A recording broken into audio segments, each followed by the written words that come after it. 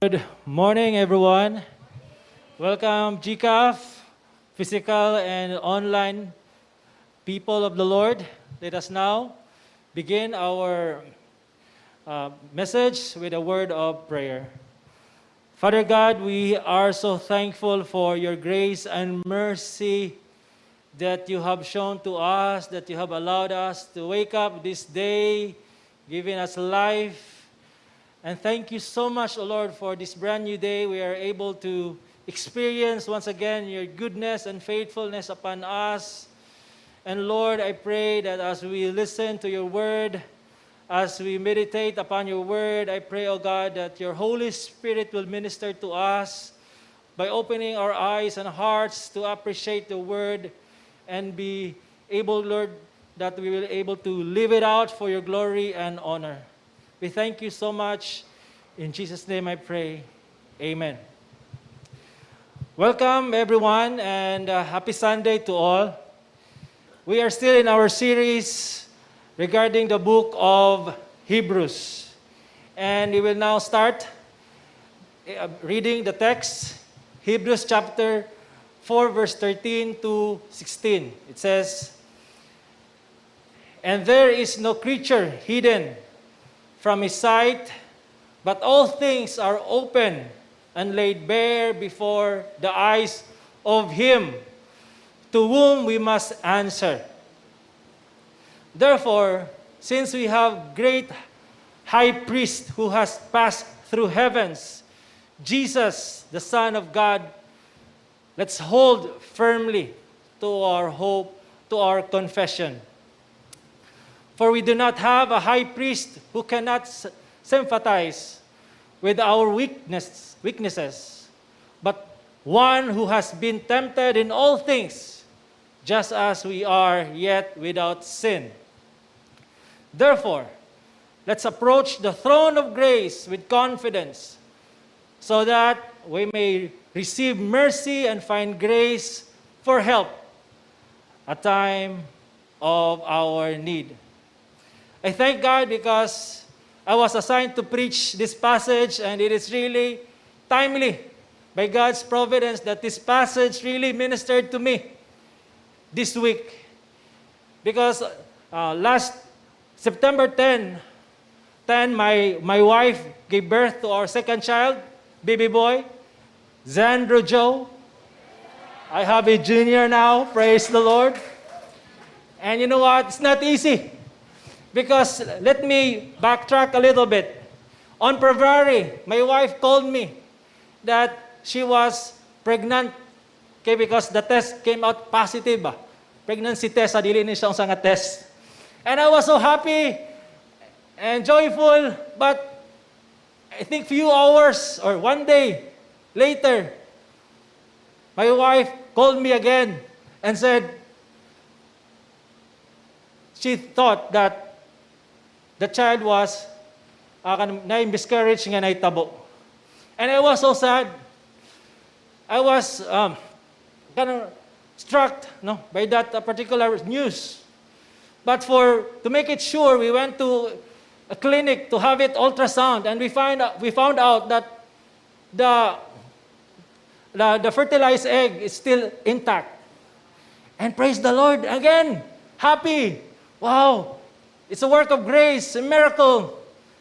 Who never thought nga napay nabilin, And of course, during that time, we prepared, and few months, it's not easy. Why? Because me and my wife has been struck with COVID. We were isolated at Mantikau with Amira. It's not easy. And then, that was June. But in August came. Again, round 2 COVID. This time I was symptomatic. My wife is symptomatic. She cannot taste food. She cannot smell anything, because of COVID. She had a dry cough, and she was pregnant.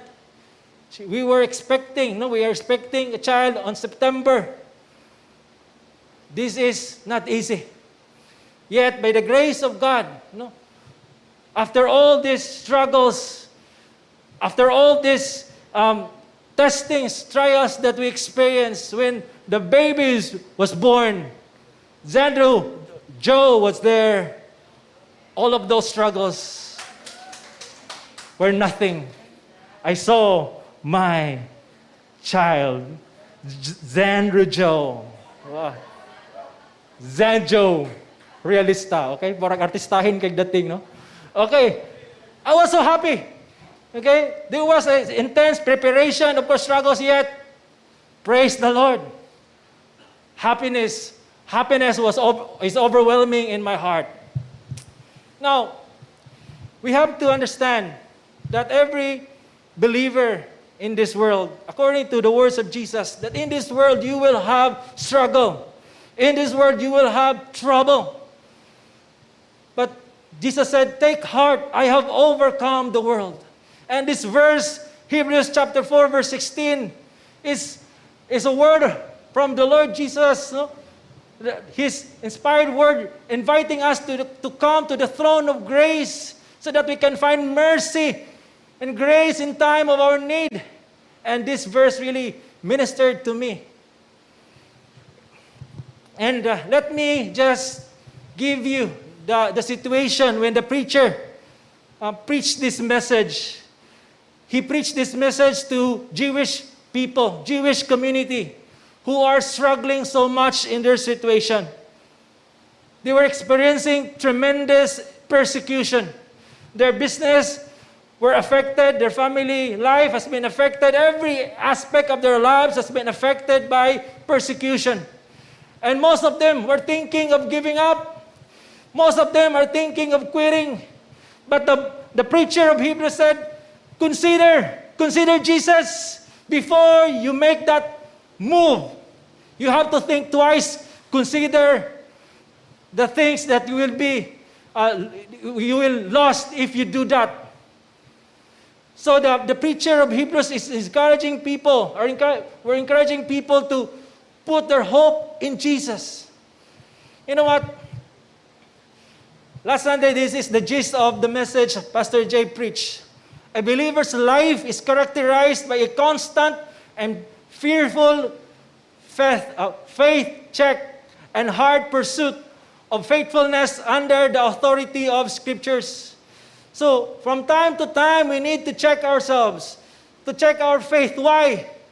Because there will a great reckoning. We will be facing a judge of heaven and earth. This is the reason why we need to persevere. This is the reason why we need to constantly check our faith if it is real. We need to constantly open the Scripture. Why? Because there is judgment. Every one of us will face God on Judgment Day. Hebrews 4:13 says, there is no creature hidden from His sight, but all things are open and laid bare. Everything that you are hiding, everything that you are treasuring, that is not in the Lord Jesus Christ, every sin that you are covering will be laid bare before the eyes of Him to whom we must answer. This is the day that God has appointed that each one of us will surely experience. Whether you are a Christian or you're not a Christian, you will face God. And there is a judgment day for all of us. But for us Christians, there is a great comfort. I will tell you later. Now, in Amos 4:12 says, therefore, this is what I shall do to you, O Israel, because I will do this to you. Prepare to meet your God in judgment, O Israel. Prepare. Prepare to meet your God, because whether you like it or not, you will face God. And the God that you are facing is holy and righteous. Everyone will give account to Him. God will surely pay us of everything we've done. God is holy, God is righteous, therefore He will surely punish sinners, and He will pay them according to their deeds, because God is just. Psalm 130 verse 3. If you, Lord, should keep an account of our sins and treat us accordingly, O Lord, who could stand before you in judgment and claim innocence? You know what? We know that we are sinners. We know that we are violating the commands of God. We know that our thoughts are not pure. Our emotions are sinful.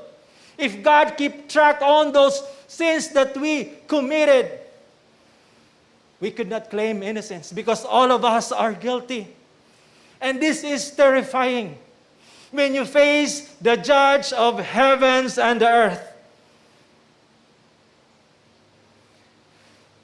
Where do we find our comfort during this time when God will judge us?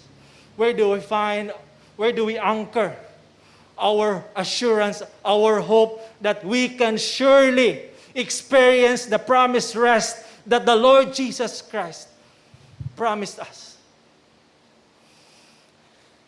That's why in Hebrews 4:14-16, I entitled this, Assurance of Experiencing the Promised Rest. This is the truth. What assures us believers that we will experience the promised rest? The answer is Jesus Christ is our high priest. Our comfort that when we face God on Judgment Day, that we are able to experience the promised rest, that God will welcome us in His heaven because there is a high priest that is for us, and that is the Lord Jesus Christ. So for what reason Jesus is our great high priest? Now, number one, He is the Son of God. Hebrews 4:14, it says, therefore, since we have a great high priest who has passed through heavens, Jesus, the Son of God. We have a great high priest. No, Jesus Christ is only high priest for all who trust in Him. Jesus is the high priest for all who submits to Him. And the high priest that we have has passed through heavens, meaning He came from heaven down to earth, lived a perfect life. He lived a life in constant submission to the will of God. He obeys all the commandments of God. He lived a perfect life for you and for me. And He was crucified, buried, and on the third day He rose again. He ascended to heaven, now sitting in the right hand of God. Jesus is our high priest because He is the Son of God. Now, for us to appreciate more, now the old covenant high priest was the mediator between God and the people through sacrificial offering and intercession. Now remember, God is holy, and Israel knows that God is holy and just.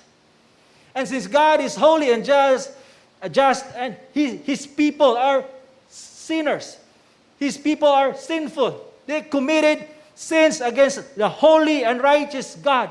And since God is righteous, He will surely punish every sin. God demands punishment. God demands that His justice will be served because He is holy. And the only thing that can pacify the wrath of God for sinners is that His wrath should be demonstrated by shedding of blood. There's an innocent blood should be poured out. So now, the high priest, once a year, in the Day of Atonement, He would offer an offering, an innocent animal. And then he slaughtered that animal, and then he sprinkled the blood of the animal to himself. And then he goes to the Holy of Holies. And then sprinkled the blood into the mercy seat. And then for 1 year, the sins of Israel will be atoned, will be covered by this blood of an innocent animal. Now, Jesus Christ is our high priest because he offered a perfect sacrifice once and for all. His precious blood, sinless blood, he offered it to God. And the wrath of God was upon him. And when we believe and we trust in him, we are considered righteous. God pronounced us righteous in his sight because Christ took our punishment. So Christ is the mediator. You know, mediator means a mediator is the one who mediates. That is one who acts as an intermediary, work with opposing sides in order to bring about settlement. And the holy God and a sinful man can only be settled when there is blood shed to cover the sins of these sinners. Now, all of us are sinners. We offended God. And we have a mediator. We have the high priest who offered a perfect sacrifice to God. That's why in Hebrews chapter 9, verse 15, it says, "For this reason, he, the mediator of the new covenant, so that since a death, it requires death, has taken place for the redemption of the violation that we committed under the first covenant, those who have been called may receive promise of eternal inheritance." This is our assurance, should be grounded in the work of propitiation by Christ. That Christ satisfied the demands of justice of God. He absorbed all the wrath of God on the cross. And when you believe, when you trust in him, you are now covered by the righteousness of Christ. And this, our nakedness is covered by the righteousness of Christ. And when we die, when we face God, we're not ashamed anymore. Why? Because the righteousness of Christ, his perfect life covered us. And God will surely welcome us if you truly anchor your salvation in the work of Christ on the cross. Christ is our high priest, the Son of God, offered a perfect sacrifice. And not just that. No, in Hebrews chapter 7, verse 25, therefore he is able to save completely. Not partially, but completely. Those Christ saved, he will surely bring to glory. Those he justified, he will surely glorify. Why? Those who come to God through him. Why?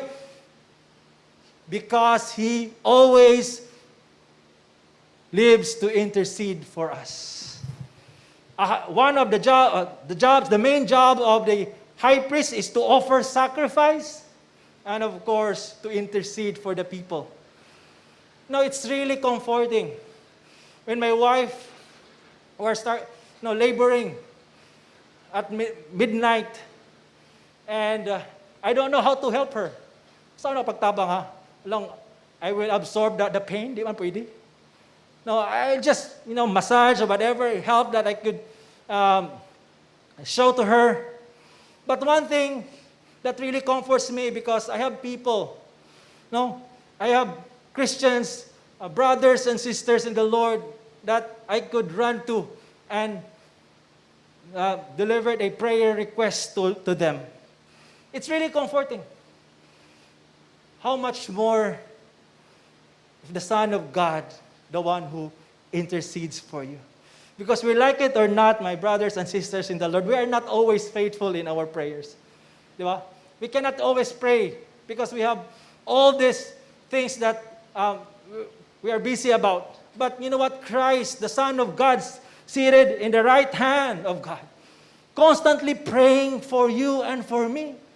That brings us comfort. And surely that His prayer will always be answered by God the Father because He is the Son of God. I just give you a sample of His prayer. Now, Jesus Christ prays for His disciples, for all who believes in Him.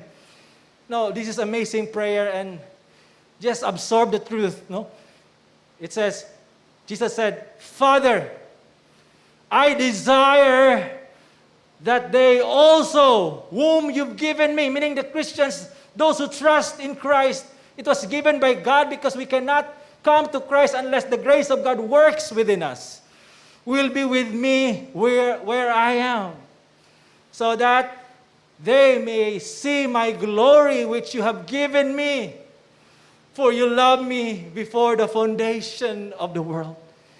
This is an amazing prayer. That's why those who trust in Christ alone for their salvation will surely witness the glory of God one day. Because, why? Jesus Christ had prayed for you and constantly praying for you. Jesus, our high priest, secures our eternal salvation by His propitiation and intercession. This is where we anchor our hope for the future, in eternal life through Christ's sacrificial offering Himself to God and His intercession for us daily. Not in the day past that Jesus Christ did not intercede for you. The fact that you are still a Christian right now, you are constantly holding on to your faith right now in spite of COVID. You are trusting Christ because Christ has prayed for you. Our assurance does not rest upon our ability, does not rest upon our good works. It always rests upon the cross and the intercession of Christ for us. Now, Jesus Christ, our high priest, because He is sinless human. Now, in Hebrews 5, 2 and 3, this describes a high priest chosen by God. An ordinary high priest, a human being just like us. He is able to deal gently with those who are ignorant and who are going astray, since He Himself is subject to weakness. And this is why He has to offer sacrifices for His own sins as well as for the sins of the people. This is the high priest. This is the kind of high priest that Aaron and all other high priests. But Jesus Christ rises above all. He is the GOAT of all high priests. Why? The greatest of all time high priest. Why? Because Jesus Christ is perfect high priest. Now, in Hebrews chapter 4, verse 15, it says, For we do not have a high priest who cannot sympathize with our weaknesses, but one who has been tempted in all things just as we are, yet without sin. Now, the question is, how can a sinless Christ sympathize with us sinners? The answer is, He is the one who has been tempted in all things just as we are. Christ experienced temptation. He knows the intensity, the magnitude of every temptation. And He was tempted all the time because He was the target of the evil one. Because one sin would disqualify Christ as a perfect sacrifice. One sin, our salvation will be doomed. So Christ was facing temptation all the time and never yield to temptation. He is perfect. He is sinless. Why? Because He is able to overcome temptation. Now people say, No? Kanang nai-alibay. Yun sila. The temptation is so strong. All I do is to give in because it's really strong. The testing is so strong. You know what? Yes, it is strong. Jesus knows the feeling of being tempted, of that intensity. But Christ never sinned. Christ never sinned. So He is able to sympathize with us. Why? Because He is also a human being just like us. Now, John Owen says, Christ's sympathy means that He is concerned for us. Christ is concerned for us when we are hungry. Are you hungry? Are you experiencing trouble? Christ can sympathize with you. He's concerned for us when we are in trouble. Is COVID troubling you? Physical ailment? Loss of a loved one? Christ knows the feeling. Are you tempted? Christ knows the intensity and magnitude of temptation. Christ can sympathize with you. That's why He is our great high priest. Because our high priest did not just offer a perfect sacrifice, did not just intercede for us. This perfect high priest is also able to sympathize with us. The God that we are serving is not far away from us. He is close to us. That's why in later verses, we are invited to come to the throne of grace. Now, Jesus, our great high priest, because He never yielded to temptation and able to sympathize with our challenging condition. Yes, COVID is really challenging for all of us. Financially, business, health, emotionally, physically, mentally. But you have a great high priest who is able to sympathize with you. Come to Him. Lay down all your burdens to Him. He is your high priest. He is interceding for you. Now, having understood the greatness of Christ's priesthood, what should be our response to such wonderful truth? What will be our response? Hebrews 4 verse 14 says, by holding fast our confession of faith. Now, it means that to cling tenaciously to our absolute trust in Him, as Savior. Cling, meaning you hold. You do not give up, you persevere. You continue living your faith. Continue trusting Christ. Continue worshiping Him. Continue doing the things that God commands you to do because you are clinging to Him as your Savior. Now, 2 Timothy 2 verse 12, if we endure, meaning if we cling to Him tenaciously, we endure, we will also reign with Him. But if we deny Him, He will also deny us. This is sad. If people profess their faith in the Lord Jesus Christ and later on, when they die, they deny Christ, who can defend them when they face the holy and righteous God who will judge you and me? They will be naked in the eyes of God.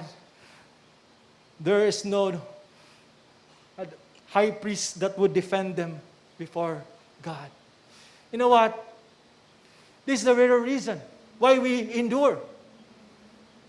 Because only in Jesus we found hope in this life. Only in Jesus that we're able to face God confidently after this life is over. Because only in Jesus we are accepted by God. But if we deny Him, Christ will also deny you. And there's also a denial that is so subtle. No? In 1 Titus 1:16. It says, they profess to know God, but their deeds, they deny Him. How they deny Him? They are detestable, disobedient, and worthless for any good. So there are people thinks that they're okay with God. They are confident that one day they will face God. They have this false assurance because, yeah, I know Christ. I am a Christian. I am a follower of Christ. They just profess, but their profession is not connected by their deeds, because their deeds shows that they are denying Him. They are not really holding fast. They're not enduring. Why? Because they live a life of disobedience, constant compromise. They allow sin to rule in their lives. And their confidence, yeah, I can face God, I can get to heaven because I have all these ministries, I attend services, and I feed the poor. No. Our deeds should be constant in the Word of God. So therefore, my friends, let us always examine ourselves. Always gina siya. One of the things that I examine myself, of course, reading the Word of God, but from time to time, listen to the gospel. Listen to the gospel. Whatever means. Listen, because it reminds you of who you are. It calls you not to cling upon your own righteousness. It calls you to cling to the Lord Jesus Christ. That's the first one. The second one, by approaching the throne of grace with confidence, without fear. Now, we are invited to approach the throne of grace. Again, we are welcome. The throne of grace is welcome. All of us are welcome to come to the throne of grace. Why? Because for this truth. In Romans 5:1 and 2, therefore, since we have been justified through faith, we have peace with God. We are no longer enemies. We are reconciled by God through our Lord Jesus Christ, and through, notice this word, whom we have gained access by faith into this grace in which we stand. The access to the throne of grace, it's because of the blood of Christ that covers us. Now remember once again that God is holy, and only holy people can come to the throne of grace. And thank God, because we are made holy by the blood of Christ. We have an access to the throne of grace. Why? We must approach God's throne of grace. To receive mercy for our failures. To receive mercy for our failures. Now, mercy has to do with kindness and compassion. It is often spoken of this context of God's not punishing us as our sins deserve. Mercy is often equated with deliverance from judgment. From time to time, although how we careful not to sin, we are trying not to disobey God. We are trying to live out a holy life, a life that is pleasing unto God. But the reality, we are still sinners. We sin every day. We sin. And therefore, we need the mercies of God every day. Christians are not perfect people. Though they are justified in the eyes of God, they are just at the same time sinners, according to Martin Luther. We have still our sinful nature within us. So therefore, we need constant mercy, overflowing mercy that God, from God to us sinners. And what is our attitude in coming to the throne of grace? Now, the best example of this is the Pharisee and the publican. This is a parable. Now, there are two people who came to the temple, the Pharisee and the publican. The Pharisee was really proud of himself. He was bragging about his accomplishment, his prayer life, his fasting, his giving. And he said, "Thank you, Lord, because I'm not like these people, especially this publican. I am righteous." He thought of himself that he's righteous enough. He thought of himself that God will listen to his prayers because of the accomplishment that he gained in this life. "Lord, answer me, accept me, because I have all these things that I have done. I have all these things that I sacrifice." He was proud of himself. But look at this publican. The publican is a tax collector. They were considered the sinners of all sinners. Okay?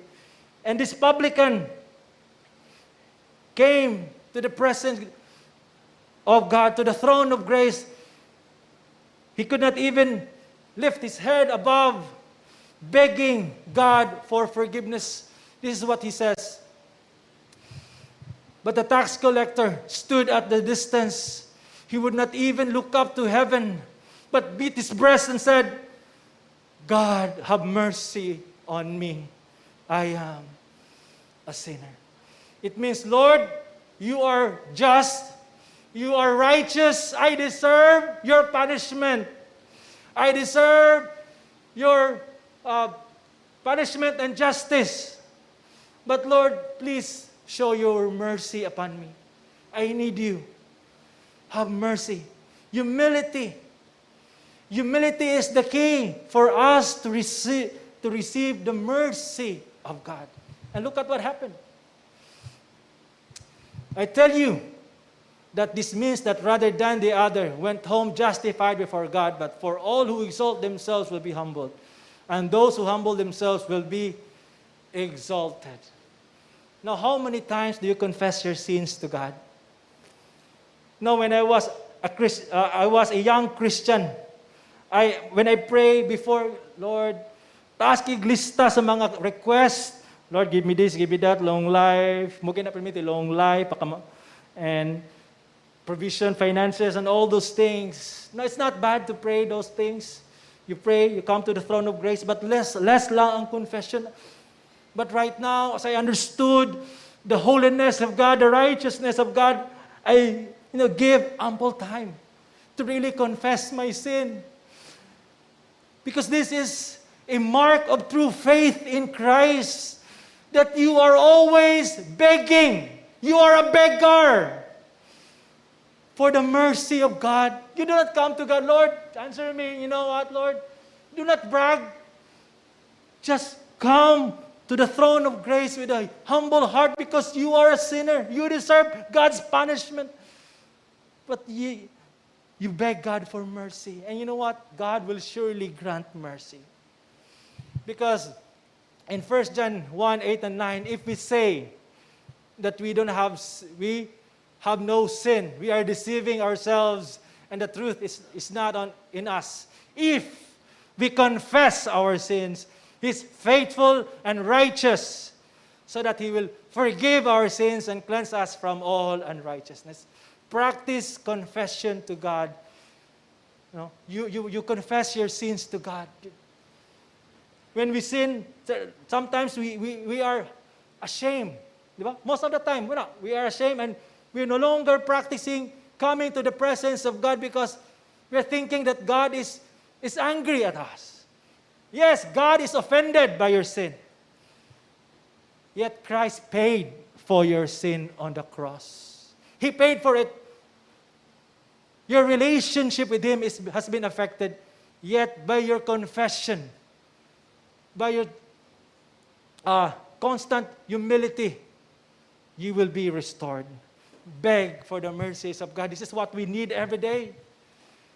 Our high priest is always available for us to bring about forgiveness for our sin. But with that, let us be reminded, in Israel says, to say, sorry for our sins is a mere hypocrisy, unless we show that we're really sorry for them by giving them up. By giving them up. Repentance is constant to a real Christian, a genuine Christian. Confession and repentance is a lifelong journey. Continue that, because we sin every day. Now, why we need to come to the throne of grace, the last one, to find grace to help us in time of need.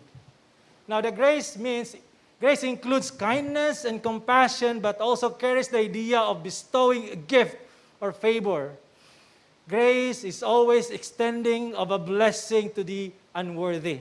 Now, let me make it clear that every good things, whether you are a believer or an unbeliever, that you experience in life is a product of the grace of God. Okay? But there is a grace that is always available for every believer. And that is the throne of grace. That whoever comes to the throne of grace will not be neglected. So the throne of grace, to help us in time of our need. Now, this is a concrete example. Now, Paul, the apostle, comes to the throne of grace.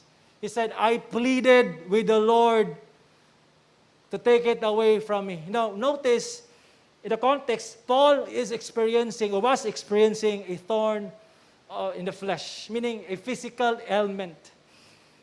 He was, experiencing pain. He wants relief from this pain that he experienced. He wants healing. He wants the Lord to remove this pain physically. He pleaded to the Lord. But the Lord said to him, my grace is sufficient for you. My power is made perfect in weakness. Now notice, Paul did not name it and claim it. Did not say, I claim healing. I name healing. And when he did not receive an answer, it doesn't mean that Paul is lack of faith. No, name it and claim it is a false teaching. Christians are commanded to come to the throne of grace pleading. Hangyo ba? Hangyo. Kita kusok kita mahangyo, matutagkugon. Hangyo. Pero panahon na mo doon, hangyo kas Ginoo kay di ka ngayan kanang imong pagampo. Di na angayan tubagon sa Ginoo. Because grace is, the grace that God gives is sovereign grace.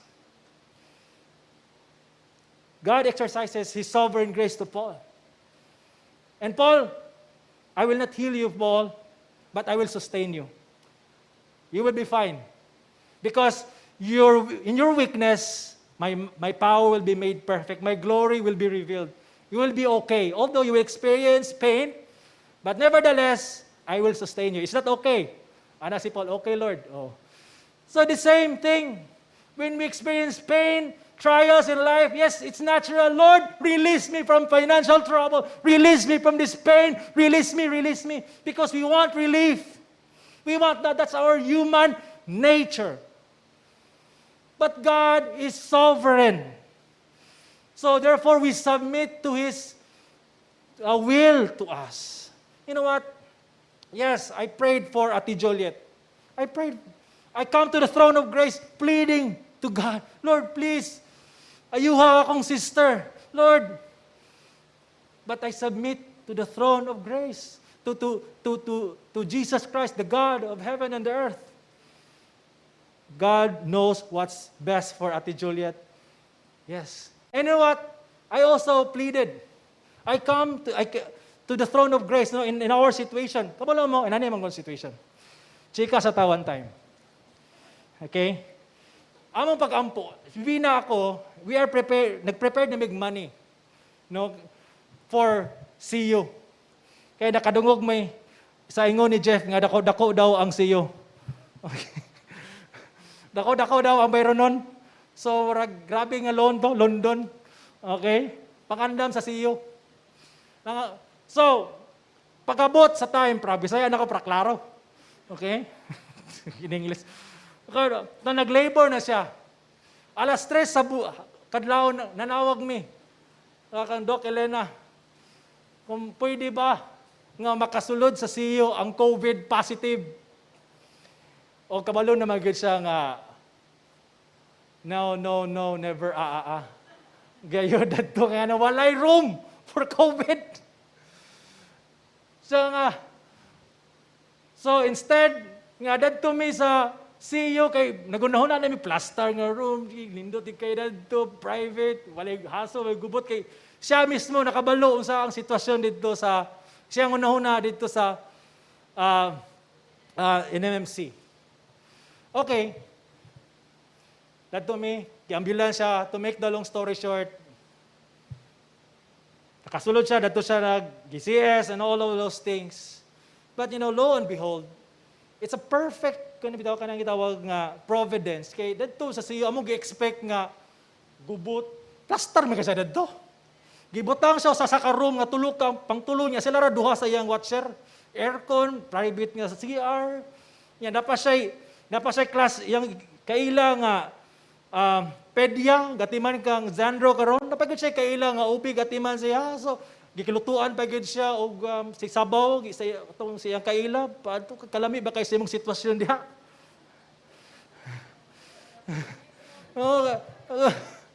Diba? Nakita. So, we expect ang answer ngayon, pero lahiman ang pamagis Ginoo. But His will is always perfect. So, if you don't understand, if you can't see His hand, just trust His heart according sa kanta. So, come to the throne of grace. Maximize this because this is for you. The throne of grace is open for everybody. Now, our assurance rests not in our strength and ability to persevere. Yes, God commanded us to persevere. God commanded us to hold on, to trust, to obey. But never rest your assurance in your obedience, in your faithfulness, in your loyalty to God because you are a sinner. You will always fail. You rest your assurance in Christ. Because in Christ, He will sustain you with His grace. This is the confidence anchored by His redemption and intercession. Jesus is able to bring us safely home in heaven. Because you have a high priest. When you stand before the judge of heaven and the earth, everything will lay bare, but you are not naked. Why? Because you have the righteousness of Christ covering you. And God will say, come, my faithful servant, come, enjoy. And our assurance does not rest upon our strength. Because we are able to persevere, we are able to endure, because the power, the strength that we are able to endure is because of the grace of God, the power of Christ sustaining us.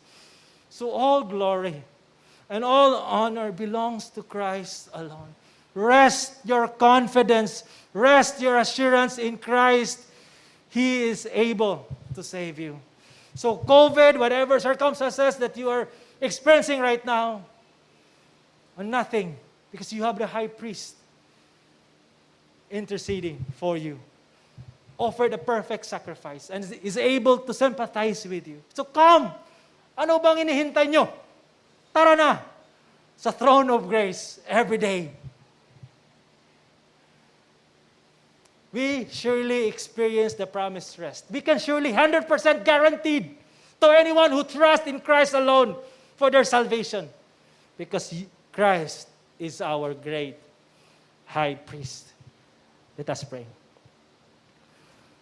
Lord, we come to your throne of grace thanking you for this salvation that we experience in Christ alone.